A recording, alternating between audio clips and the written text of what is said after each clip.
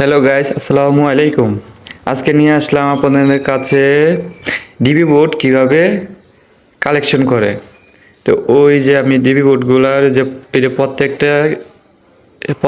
প্রত্যেকটা লাইন হবে, main line আছে, তারপর দুইটা হচ্ছে শুধু দুইটা বেকারে শুধু মেইন লাইন থাকবে, আর সবগুলা প্রত্যেকটা রুমের প্রত্যেকটা জায়গার একটা একটা লাইনের জন্য।